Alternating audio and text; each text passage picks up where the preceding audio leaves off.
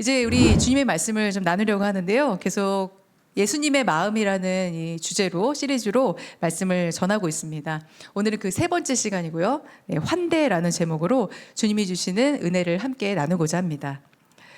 예수님이 많은 사역들을 행하셨던 걸 우리가 성경에서 볼 수 있는데요. 예수님의 사역 중에서 가장 많이 하신 사역이지만 가장 잘 알려지지 않은 사역이 하나가 있습니다. 그게 무엇이냐면 바로 먹는 사역이었어요. 예수님께서 먹는 사역을 굉장히 많이 하셨습니다. 왜냐하면 예수님은 먹는 일에는 정말 진심이신 분이셨거든요. 만약에 지금 21세기에 예수님이 계셨다라고 한다면 아마 프로 먹방러가 아니었을까 이런 생각이 들어요. 왜냐하면 일단 초대를 거절하는 법이 없어요. 그리고 예수님과 함께 밥을 먹었던 사람들이 너무나 다양하기 때문에 예를 들면 고위공무원, 정치인, 학자 이런 사람들과도 밥을 드셨지만 그 중에는 예수님과 함께 식사를 나눴던 사람 중에는 부패 공무원, 또 창녀, 전염병 환자 이런 사람도 있었습니다. 어쩌면은 나 오늘 비리 공무원과 밥 한 끼 나눈 썰 푼다, 창녀랑 밥 먹을 썰 푼다 이러면서 어그로를 끄는 약간 그런 사람이 되었을지도 모르죠.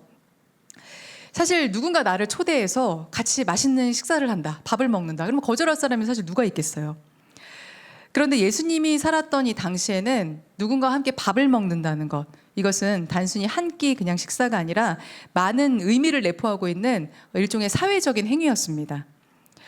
예수님이 역시도 그거를 잘 아셨기 때문에 이 밥 먹는 걸 단순히 그냥 배를 채우기 위한 것이 아니라 중요한 사역의 수단으로 활용을 하셨어요. 오늘 그 식탁에 담긴 예수님의 마음이 무엇인지 오늘 말씀을 통해서 우리 함께 확인해 봤으면 좋겠습니다. 오늘 이제 본문의 1절을 보니까요. 오늘 본문의 배경을 말해주고 있어요. 이날 예수님이 선택하신 식탁은 바리새파 지도자의 집에서 식사를 하신 걸로 나와 있습니다.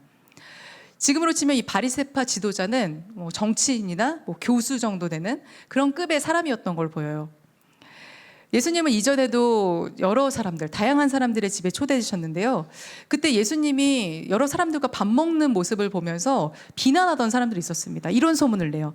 마태복음 11장 19절의 말씀인데요. 같이 한번 읽어볼게요.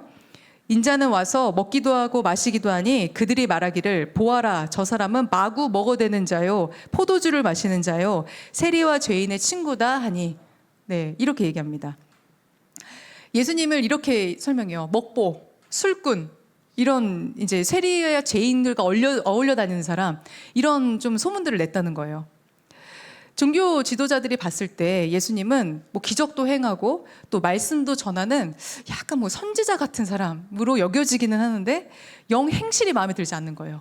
어떻게 당신이 하나님의 말씀을 전하는 사람이라면 저런 사람들과 어울릴 수 있습니까? 저런 사람과 밥을 먹을 수 있습니까? 이런 것들이 마땅치 않다는 거예요. 어떻게 저렇게 죄 많고 천한 사람들과 어울릴 수 있는가? 그들은 도무지 예수님을 이해하지 못했습니다. 그런데 예수님이 사람들이 싫어하는 사람들과 함께 먹고 마신 행위를요, 한 단어로 정의하면요, 바로 오늘 말씀의 제목과 동일해요. 환대라는 거예요. 예수님이 먹는 사역은 다른 게 아니라 환대의 사역이라는 것이죠. 이 환대는요, 이런 의미를 갖고 있어요. 따뜻하게 환영해주고 또 대접하는 것, 그걸 환대라고 얘기합니다. 그런데 더 중요한 건요, 이 환대는요, 그냥 단순히 그냥 좋은 사람들과 같이 식사 함께 하는 거, 이걸 말하는 게 아니에요. 낯선 사람들, 타인을 내 영역 안으로 들이는 용납을 진짜 환대라고 이야기합니다. 사람은요, 태생적으로 불편한 사람이랑은 밥을 못 먹어요. 여러분 어떠세요? 내가 진짜 이 사람하고는 얼굴도 쳐다보기 싫어. 밥 맛있게 들 수 있으세요? 아마 그런 먹성 좋은 분은 많지 않을 거예요. 그리고 또 내가 억지로 진짜 어쩔 수 없이 가야 되는 식사 자리, 어쩔 수 없이 이 사람하고 밥을 같이 먹어야 돼. 그러지 않고서야 일부러 내가 불편한 사람과 밥을 같이 먹는다? 이런 자리를 만들지 않습니다. 그리고 나랑 저 사람 좀 급이 안 맞는 것 같아. 저 사람은 나랑 조금 결이 안 맞아. 이런 사람과도 사람들은 식사를 하고 싶어 하지 않아요. 그래서 식탁이란 건 이 세상 그 어떤 것보다 그 급이라는 걸 잘 구별할 수 있고 구분할 수 있는 자리이기도 해요.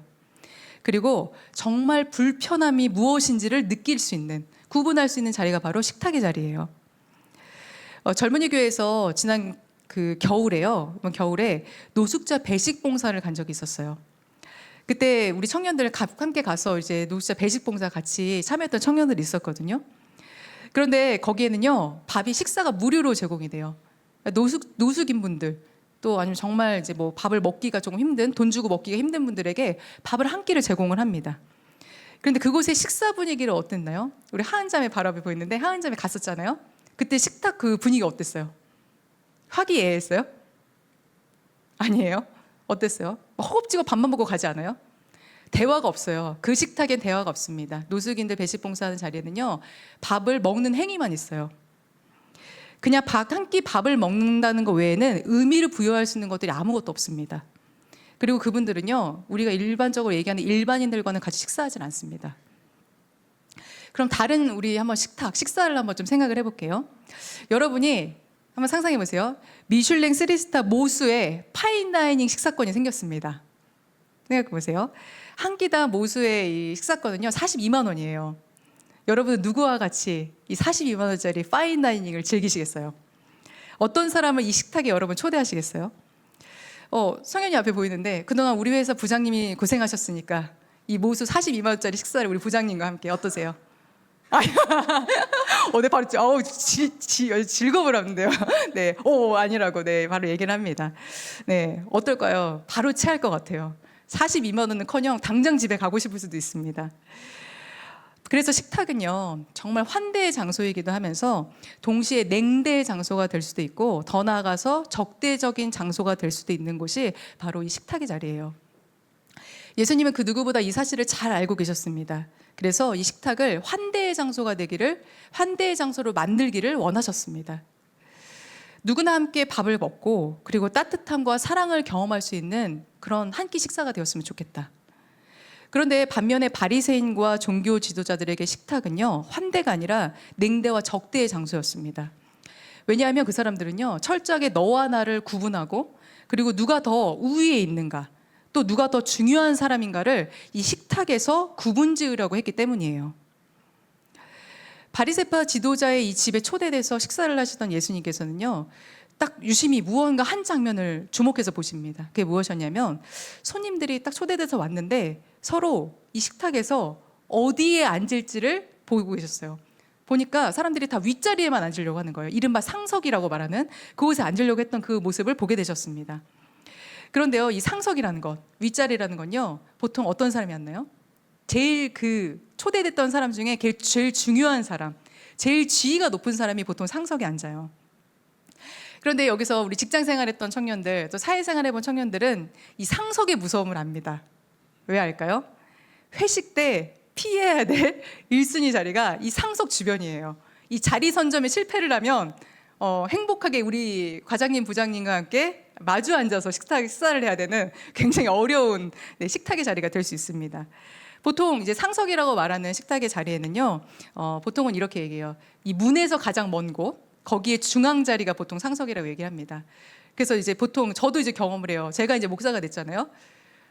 저를 피해서 모두가 다 그 자리에 앉지 않으려는 거를 가끔 느낄 수가 있어요. 그래서 이거 조금 좀 그렇다. 나 어디 앉아야 되나 이런 생각을 좀 할 때도 있습니다.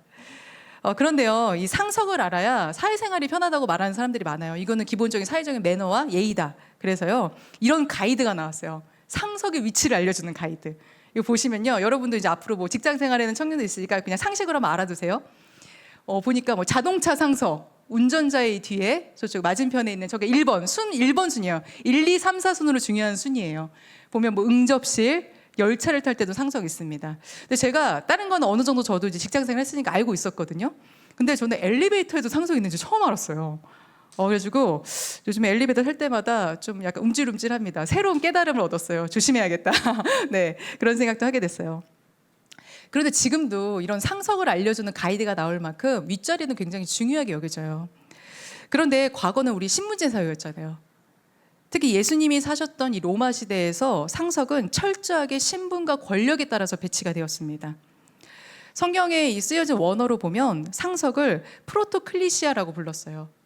여기서 첫째, 최고라는 뜻을 가진 프로토스, 그리고 기대다, 눕다라는 뜻인 클리시아의 합성어예요.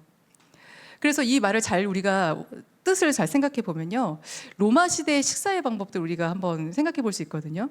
예수님이 살았던 시대의 로마 시대의 이 식사 방법은요, 앉아서 밥을 먹지 않아요. 누워서 밥을 먹어요. 되게 신기하죠. 약간 이게 옆에 기대서 이렇게 밥을 먹는 것들을 볼 수가 있거든요. 그래서 이렇게 보시면 이렇게 밥을 먹어요. 이게 반쯤 누워요. 이렇게 약간 이게 누워서 먹고 나중에는 진화해서 이렇게 엎드려서 먹는 사람들도 이제 나타나게 됩니다. 근데 여러분, 예수님과 제자들의 이 식사 자리를 그렸던 최후의 만찬이라는 그림 여러분 기억하세요? 아마 거의 다 알 거예요. 거기 보면 식탁이 어떻게 돼 있어요? 일자로 돼 있어요. 일자로 돼 있고 예수님과 제자들이 다 앞에를 보고 있어요. 다 앉아가지고. 그 그림은 잘못된 거예요. 뻥입니다, 여러분. 이때 예수님 당시에는 이렇게 밥을 먹지 않았어요. 예수님 당시에는요, 일자 테이블에서 밥을 먹지 않고 디귿자로 먹었습니다. 어떻게 됐냐면 로마 시대에 한번 상석을 한번 볼게요. 보여주세요. 사진 한번. 네, 이게 로마 시대 식사의 배치도예요. 그래서 로마 시대 사람들은요, 이렇게 디귿자로 식사를 배치해서 테이블을 배치해서 밥을 먹었습니다. 어떻게 했냐면 보통은 이렇게 반쯤 누워서 먹으면서 3시간에서 6시간 동안 밥을 먹었다고 해요. 로마 시대에서 가장 상석은 이 녹색이에요. 녹색. 이 초대의 자리에서 가장 높은 지위, 가장 중요한 사람은 이 입구에서 가장 먼 쪽, 이 녹색의 자리에 위치를 했습니다. 그리고 주인과 그 가족들은 이 파란색의 자리에 위치를 했어요. 그리고 이 초대의 자리에서 가장 중요도가 떨어지는 사람, 그냥 뭐 일반적인 손님은 검은색의 자리에 배치가 되었습니다. 근데 이게 룰이에요. 근데 이 룰을 만약에 어긴다? 내가 왔는데 내가 좀 높은 지인데 나를 갑자기 저 검은색 저 위치의 자리에 앉으라고 한다? 그러면 참석자가 화를 내고 그냥 돌아가는 일도 있었다고 합니다. 왜냐하면 예의를 지키지 않았다, 그런 이유로요. 누구나 앉고 싶은 자리, 누구나 윗자리를 앉고 싶어하는 이 사람들 사이에서 예수님은 한 가지 역설을 말씀하고 계세요. 우리 10절의 말씀 읽어보겠습니다. 읽어볼까요? 내가 초대를 받거든 가서 맨 끝자리에 앉아라. 그래야면 너를 청한 사람이 와서 너더러 친구여 윗자리로 올라 앉으십시오 하고 말할 것이다. 그때 너는 너와 함께 앉은 모든 사람 앞에서 영광을 받을 것이다. 아멘. 예수님 이렇게 말씀하고 계세요. 예수님은요, 누군가를 반갑게 맞이하는 것, 또 귀하게 여기는 것의 시작을 낮은 자리로 가는 것이라고 말씀하고 계십니다. 내 자리를 양보하는 것, 그리고 낮은 자리에 있던 사람을 올려주는 것, 그것이 바로 가장 사람을 귀하게 여겨주고 환대하는 것이다, 이렇게 말씀하고 계세요. 그런데 사람들은 누구나 자신이 중요한 사람이 되고 싶어 해요. 하찮은 사람이 되고 싶은 사람은 아무도 없어요. 그래서 그걸 가장 잘 보여주는 게 바로 식사 자리예요. 왜냐하면 사람들에게 둘러싸여서 밥을 먹는다는 건 일종의 힘이에요. 내가 혼자 밥을 먹지 않고 나와 내 주위에 사람들이 나를 다 둘러싸고 있어요. 내가 한가운데서 밥을 먹는다? 이게 힘이에요. 반면에 사람이 사람에게 할 수 있는 가장 매정한 일, 그거는 그 사람이 혼자 밥 먹게 내버려 두는 거예요. 사람들이 많은데 그 사람이 혼자 밥을 먹지 않던 그냥 관심을 끄는 거예요. 그게 가장 매정한 일입니다.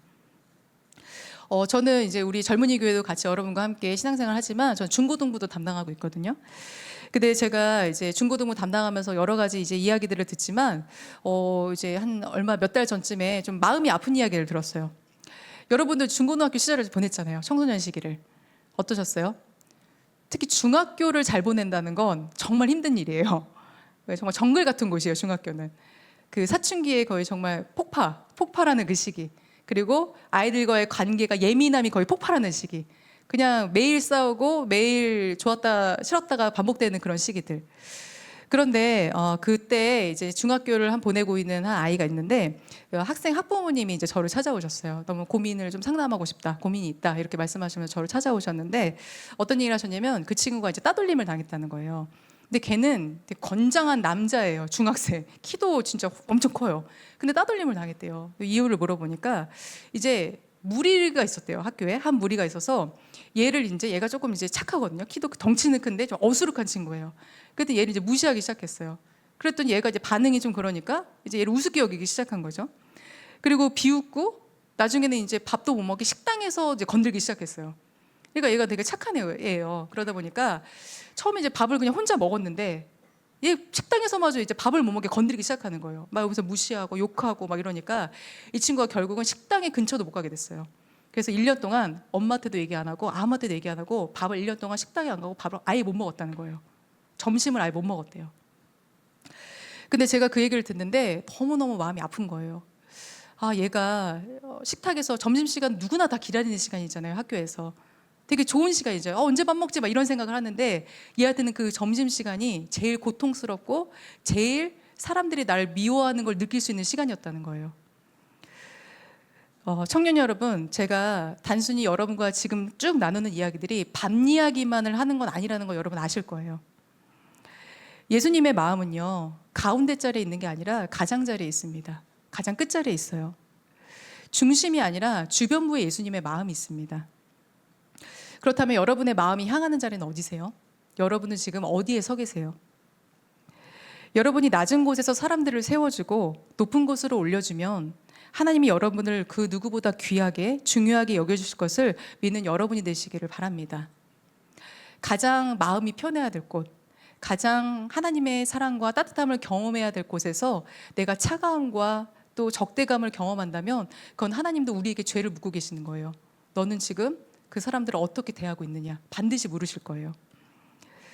이 환대의 사역에서 또 하나 중요한 게 있습니다. 바로 손님의 명단을 바꾸는 게 굉장히 중요해요. 예수님의 말씀을 계속 한번 들어보겠습니다. 12절에서 13절의 말씀인데요. 이것도 같이 한번 읽어볼게요. 예수께서는 자기를 초대한 사람들에게도 말씀하셨다. 내가 점심이나 만찬을 베풀 때 내 친구나 내 형제나 내 친척이나 부유한 이웃 사람들을 부르지 말아라. 그렇게 하면 그들도 너를 도로 초대하여 내게 되갚아 내 은공이 없어질 것이다. 잔치를 베풀 때는 가난한 사람들과 지체에 장애가 있는 사람들과 다리 저는 사람들과 눈먼 사람들을 불러라. 아멘. 이 시대에 식사에 초대될 수 있는 대상은 엄격하게 분리가 됐습니다. 일명 그냥 성공한 사람끼리 그냥 이 서로 참여해서 잔치 자리를 빛내주는 게 일종의 어떤 사회적 계약 같은 거였어요. 성공한 내가 너를 불러줬으니까 너도 나를 초대해라. 뭐 이런 거였죠. 예수님께서 부유층의 이 잔치에 자주 초대되었던 이유도 여기 있습니다. 당시에 예수님께서는요, 유대 땅에서 기적과 말씀으로 가장 핫한 셀럽이었어요. 그래서 예수님이 이 집에 가셨다? 여기서 식사를 하신다? 그것만으로도 자기의 이름이 높아질 수 있는, 자기의 이름이 사람들에게 오르락 내리락 할 수 있는 아주 좋은 기회였다는 거예요. 그래서 사람들은 예수님을 초대했습니다. 그런데 정작 예수님은 이 잔치 자리에 가서 초를 치고 있는 이 말씀을 하고 계신 거예요. 너는 친구, 형제, 그리고 친척, 부유한 이웃을 부르지 마라. 그렇게 지금 하고 있는 사람들에게 너 그렇게 하면 안 된다. 이렇게 말씀하고 계신 거예요. 대신에 가난한 자, 장애인, 또 사람들이 멀리하는 사람들을 부르라. 이렇게 얘기해요. 왜냐하면 환대는, 진짜 환대라는 건 그런 사람들을 용납하는 것이기 때문에 그렇습니다. 그래서 예수님의 식탁에는 늘 경계를 뛰어넘는 그런 사랑이 있었어요. 예수님 때문에 모이는 새로운 조합들을 예수님은 만들어내셨습니다. 근데 사람들의 식탁에는 언제나 끼리끼리가 있어요. 너와 나를 가르는 기준점이 항상 있습니다. 예수님을 믿고 따른다고 하는 우리 역시도요, 이 식탁의 경계를 허무지 못할 때가 있어요. 근데 성경에서도 그런 예가 하나 등장하거든요. 고린도 교회의 이야기인데요. 고린도 교회는 부유하고 아주 유력한 사람들, 그리고 가난하고 어려운 사람들이 이렇게 극명하게 나뉜 교회였어요. 그러니까 교회 안에서도 빈부격차가 있었습니다. 예배 드릴 때는 한 형제 자매라고 다 불렀어요. 그런데 문제는 함께 만찬을 나눌 때 문제가 생겼습니다. 이 당시에 초대교회의 예배는 언제나 식탁 교제가 있었어요.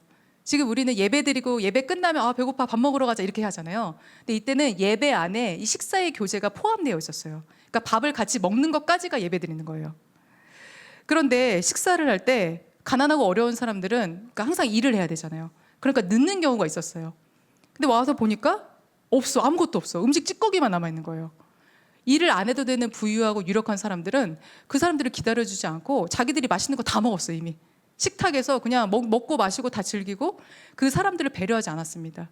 늦게 온 사람들은 결국 마치 그냥 자기들이 정말 뭔가 이런 찌꺼기를 먹어야 되는 사람들처럼, 우리는 여기에 어울리지 못하는 사람처럼 그렇게 뭔가 비참한 마음을 들게 만들었다는 거예요.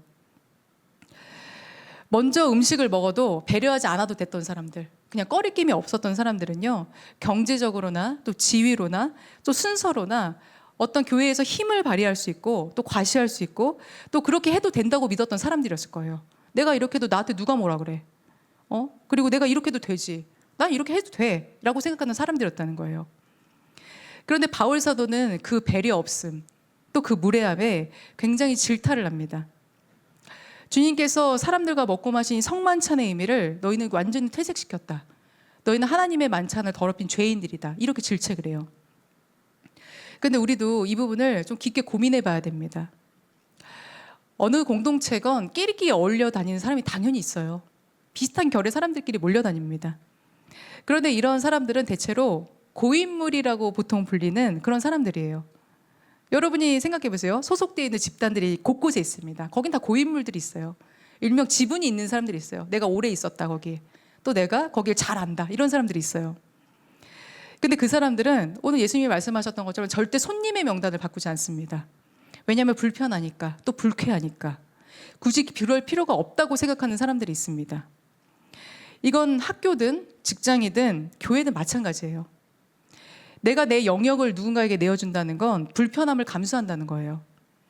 저 사람의 자리를 내가 일부러 마련해줘야 되고 또 내가 배려해줘야 되기 때문이에요. 그런데 사람들은 기존에 내가 너무 편하기 때문에, 내가 인식하지도 못하기 때문에 내 상태를 바꾸고 싶어 하지 않습니다. 내가 고인물이라는 그 얘기를 들어도 그걸 어쩌라고 이렇게 생각을 합니다. 그런데 주님께서는 아주 단호하게 말씀하고 계세요. 너희는 불편해져야 된다. 너에게 보답할 수 없는 사람들을 너희는 배려해야 된다. 이렇게 말씀하고 계세요. 일부러라도 그렇게 너희는 불편함의 자리로 가야 된다. 그것이 참된 믿음이고 참된 신앙이다. 이렇게 말씀하고 계세요. 예수님의 시대 때도 그랬지만 여전히 이 세상은 자리 싸움으로 가득합니다. 하다못해 우리가 선교나 수련회 간다고 생각해 보세요. 그때도 항상 여기에 예민한 사람들 있어요. 야, 나 누구랑 같은 조지? 누구랑 같이 내가 차를 타지? 누구랑 같이 밥을 먹지? 여기에 온 신경이 곤두서서 계속 물어보는 사람이 있어요. 저 누구랑 같은 조예요? 저 누구랑 같이 밥 먹어요? 이거 물어보는 친구들이 있어요. 그러면 우리는 이런 생각을 해봐야 돼요. 나의 호불호, 이런 호불호가 정말 신앙적인가? 이런 질문을 해봐야 됩니다. 세상에서도 마찬가지예요. 환대보다는 사람들은 경계가 더 익숙해요. 그리고 모두가 그렇게 살아갑니다. 그러다 보니 누군가 나에게 조금이라도 잘해주면 감사하다, 고맙다 이렇게 생각하지 않고 야, 저 사람 나한테 바라는 거 있는 거 아니야? 나한테 좀 뭐가 얻어내려고 저렇게 하는 거 아니야? 이렇게 의심해요. 여기에 저는 우리가 좀 작은 짱돌이 됐으면 좋겠어요. 그래서 그런 분위기와 사회적 현실 속에서 좀 파문을 일으켜봤으면 좋겠습니다. 예수님의 우리 식탁 사역처럼 내가 진짜 할 수 있는 환대, 나를 넓히고 내 영역을 오픈해서 누군가를 드리고 조건 없이 반갑게 환영하는 그 모습들이 이 교회 공동체든 학교든 여러분이 머무는 공동체에서 그렇게 환대하는 여러분, 환대하는 주님의 제자들이 되기를 간절히 바랍니다. 그것이 예수님께서 우리에게 원하시는 마음, 진정한 환대의 모습임을 믿습니다. 아멘인가요, 여러분? 네, 우리 함께 오늘 말씀을 기억하면서 함께 찬양합니다.